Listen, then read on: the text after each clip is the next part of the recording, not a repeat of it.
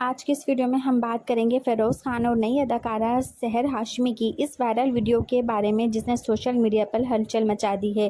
کہا جا رہا ہے کہ ان کے نئے ڈرامے کے کچھ رومانوی سینز دیکھ کر ناظرین حیران رہ گئے ہیں۔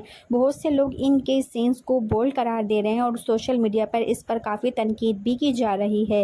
ناظرین کا کہنا ہے کہ پاکستانی ڈراموں میں اس طرح کی بولڈش پہلے تو کم نظر آتی تھی لیکن دن پر دن زیادہ ہوتی جا رہی ہے۔ جہاں ایک طرف کچھ لوگ اسے جدید اسٹائل کہہ رہے ہیں، وہیں دوسری طرف بہت سے مداح اس تبدیلی کو ناپسند بھی کر رہے ہیں۔ اکثر ناظرین کا ماننا ہے کہ آج کل ڈراموں میں کہانی سے زیادہ توجہ گلیمر اور سینز پر دی جا رہی ہے، جس کی وجہ سے فیملی کے ساتھ بیٹھ کر دیکھنا مشکل ہو گیا ہے۔ اس نئی جوڑی کی ویڈیوز انٹرنیٹ پر تیزی سے وائرل ہو رہی ہے اور لوگ اس پر مختلف رائے دے رہے ہیں۔